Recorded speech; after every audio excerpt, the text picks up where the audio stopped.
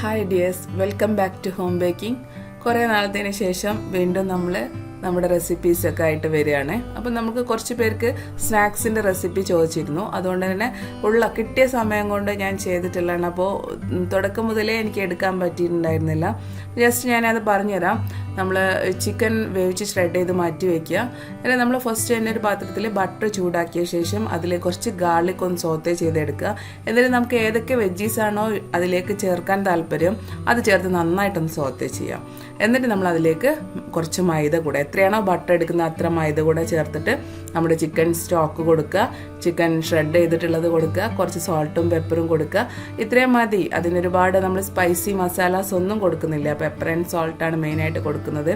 എന്നിട്ട് ഇതുപോലെ നമ്മൾ ഷീറ്റ് ഉണ്ടാക്കി വെക്കുക. അപ്പോൾ നിങ്ങൾ നമ്മുടെ ചട്ടിപ്പത്തിരിക്ക് അങ്ങനെയൊക്കെ ഒരുപാട് ഷീറ്റ്സ് ഉണ്ടാക്കില്ലേ, അപ്പോൾ ആ ഷീറ്റ്സിൽ നമുക്കിതുപോലെ സ്ക്വയർ ആക്കി, ഇനിയിപ്പോൾ നമുക്കിത് റെഡിമെയ്ഡായിട്ട് മേടിക്കാനും കിട്ടും ഷീറ്റെല്ലാം.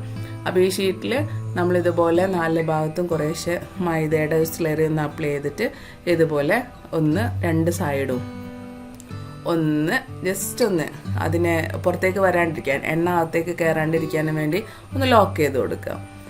എന്നിട്ട് നമ്മളതിനെ ജസ്റ്റ് നമ്മുടെ ചിക്കൻ റോൾ റാപ്പ് ചെയ്യുന്ന പോലെ റാപ്പ് ചെയ്തെടുക്കുക. ഈ ഒരു ഷീറ്റിലായതുകൊണ്ട് നല്ല ക്രിസ്പായിരിക്കും. അതുപോലെ തന്നെ ഫില്ലിങ് നമ്മുടെ ചിക്കൻ്റെ ടേസ്റ്റും പിന്നെ സ്റ്റോക്കും എല്ലാം കൂടെ വരുന്നതുകൊണ്ട് അത് നല്ലൊരു നമ്മുടെ വൈറ്റ് സോസ് ചിക്കനൊക്കെ കഴിക്കുന്ന പോലെയുള്ള ഒരു മൈൽഡ് ടേസ്റ്റുള്ള, അപ്പോൾ നമ്മൾ ഒരുപാട് സ്പൈസി സ്നാക്സൊക്കെ കഴിച്ച് എല്ലാവർക്കും മതിയായിട്ടില്ലേ. ഇപ്പോൾ ഒരു വെറൈറ്റി ആയിട്ടുള്ള സ്നാക്കാണ് നമ്മുടെ ചിക്കൻ സിഗാർ. അപ്പോൾ ഇതുപോലെ മടക്കി നമുക്ക് വെച്ച് കഴിഞ്ഞാൽ 1 മന്ത് നമുക്കിത് യൂസ് ചെയ്യാൻ പറ്റും. ഫ്രോസൺ ചെയ്ത് വെക്കണം. എന്നിട്ട് നല്ല ചൂടായിട്ടുള്ള എണ്ണയിൽ നമ്മൾ അതിനെ ഒരുപാട് ഫ്ലെയിം കൊടുക്കാണ്ട് സ്ലോലി ഒന്ന് ഫ്രൈ ചെയ്ത് എടുത്തു കഴിഞ്ഞാൽ ഒരുപാട് നമ്മളിതിനെ സമയം വെക്കരുത്. ആ ക്രിസ്പ് പോയി കഴിഞ്ഞാൽ പിന്നെ അതിൻ്റെ വലിയൊരു സുഖം ഉണ്ടാവില്ല. നമുക്ക് ആ ക്രിസ്പ്നെസ്സോ നല്ലൊരു ക്രിസ്പായിരിക്കുമ്പോൾ തന്നെ കഴിക്കുന്നതാണ് ഏറ്റവും ടേസ്റ്റ്.